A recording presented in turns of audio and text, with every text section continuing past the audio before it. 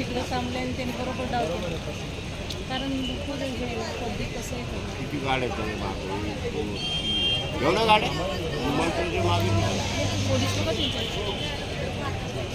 त्या काळ्या गाडीच्या उतरलेलं थोडी पुढे घेऊन जाणार त्याला.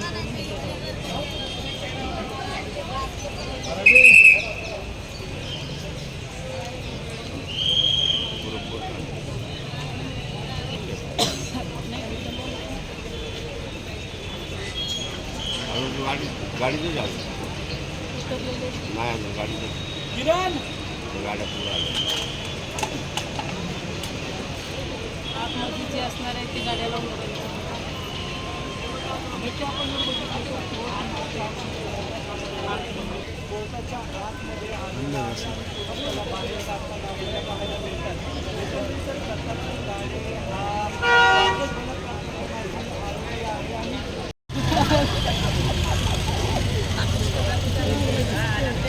काय साजन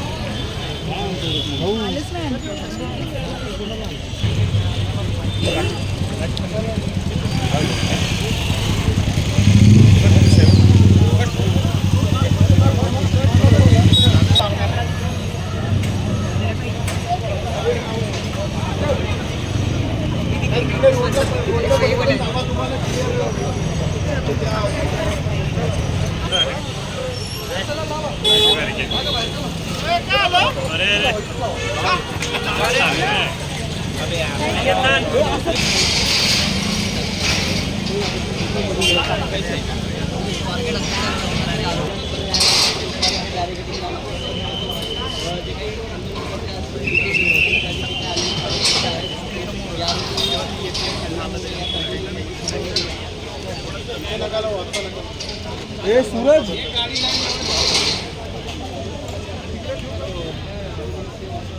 एक मिनिट थांब.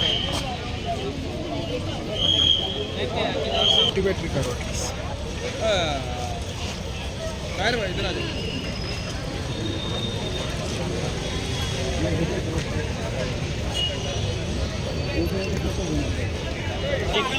एक गाडी आली की तुम्ही तसं करणार. मागे थांबा प्लीज मागे थांबा.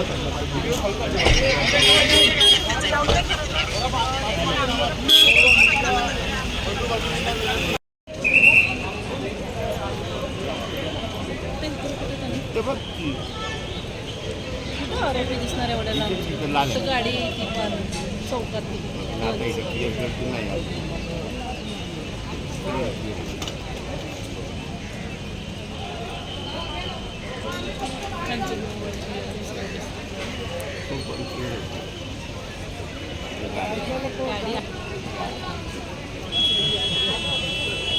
लोक इकडं थांबले आणि त्यांनी बरोबर डाव केला. कारण पब्लिक कसं आहे किती गाड्या आहेत मागे माझं नाव ॲडव्होकेट साजिद शाह आहे. मला शाह वकीलने ओळखतात. 12 मार्च पर्यंत आरोपीला पोलीस कस्टडी मिळालेली आहे आणि पोलिसांचे म्हणणं होतं रिमांड कॉपीमध्ये की त्याचे कपडे जप्त करायचे, मोबाईल जप्त करायचे, प्लस त्याच्यासोबत अजून कोण कोण इन्व्हॉल्व आहे आणि त्याने अजून असं किती क्राईम केलेले याबद्दल देखील तपास करायचा आहे. आरोपीने मला सांगितलं की आमच्या दोघांमध्ये जे पण झाले ते सहमतीने झालेलं आहे. मी कुठल्याही प्रकारचं रेप केलेलं नाहीये. मी शारीरिक संबंध जे झाले दोघांच्या मर्जीने झालेले.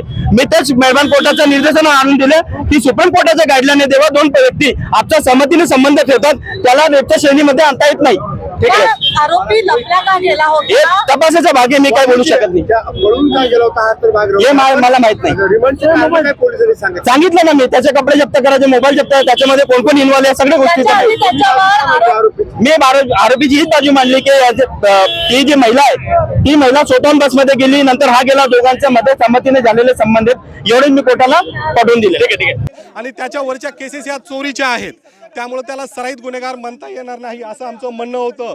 त्यांनी जी पीसी मागितली होती त्या पीसी मध्ये मेहरबान कोर्टाने 12 मार्च पर्यंत त्याला पीसी दिलेला आहे.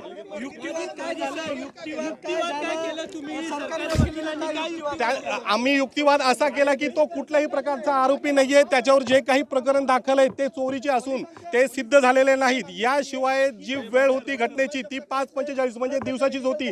कुठेही फिर्यादीने पीडितेने आरडाओरडा केलेला नाही, लोकांना बोलवलेलं नाहीये आणि जे 2 वेळेस घटना नमूद करतायत तर त्यामध्ये तिला आरडाओरडा करत आला असता अशा प्रकारचं आम्ही आर्ग्युमेंट केलेली आहे.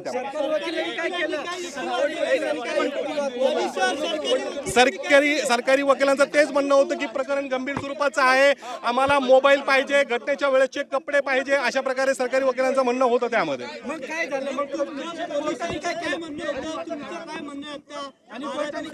आता आमचं म्हणणं आहे की प्रकरण न्यायप्रविष्ट आहे. 12 मार्चला पुढील जे काही होईल ते होईल. बाकीचे डिफेन्स आम्ही सांगू शकत नाही या ठिकाणी आमचा जो डिफेन्स असेल. याशिवाय अजून एक महत्त्वाची गोष्ट, त्याच्या भावाला सुद्धा पोलिसांनी सोबत ठेवलेला आहे.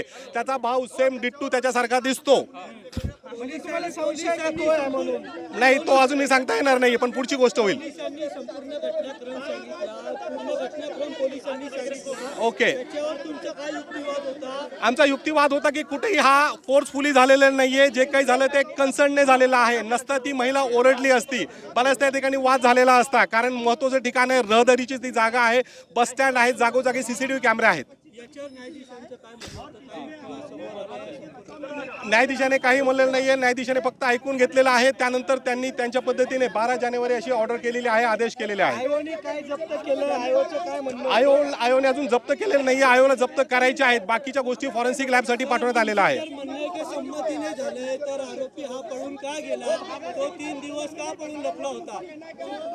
प्रकरण हे एवढं गंभीर स्वरूपाचं आहे की त्याने जे काय केलं स्वतःचा जीव वाचवण्यासाठी केलेली गोष्ट आहे. हो, मग कारण त्यानंतर आपणच मीडियाने ह्या ज्या बातम्या पसरवल्या त्याची आयडेंटिफिकेशन झालेली आहे.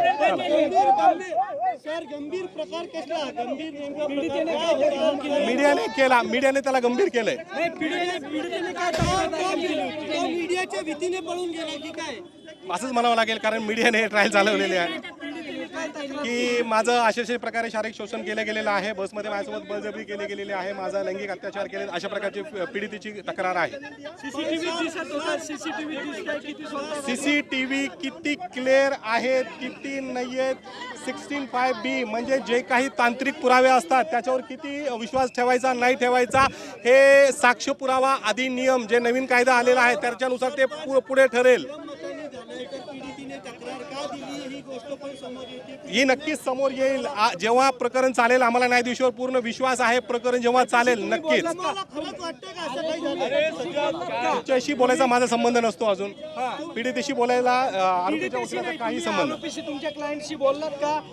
अजून आरोपीशी आमचं बोलणं झालेलं नाहीये, कारण आज त्याला उशिरापर्यंत आलेला आहे. हो, त्याच्या आयडेंटिटीमुळे त्याच्या कुटुंबाला त्रास सहन करावा लागत आहे. मीडियाने त्याचे जे फोटो व्हायरल केलेले आहेत त्याच्या कुटुंबाला आज उपासमारीची वेळ आलेली आहे आणि त्यांच्या बचावासाठी काहीतरी पोलिसांनी पण केलेलं पाहिजे. शासनाने त्यांना सुरक्षा द्यायला पाहिजे असं माझं म्हणणं आहे. त्याच्या जीविताला धोका वाटतो का तुम्हाला? 100% त्याच्या जीविताला धोका वाटतो. आज जे वातावरण आहे सगळ्या ठिकाणी पेटलेलं आहे तर नक्कीच त्याच्या जीविताला धोका आहे. तुम्हाला खरंच असं वाटतंय का हे सगळं संगम मतांनी झालेलं आहे तुम्ही जे म्हणताय?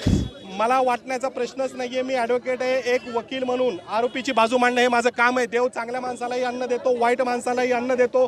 तो अन्न देताना कुणाशी भेदभाव करत नाही. म्हणून माझं काम, मी फक्त एक वकील आहे, न्यायाधीशासमोर खरी बाजू आणणे हे माझं काम आहे.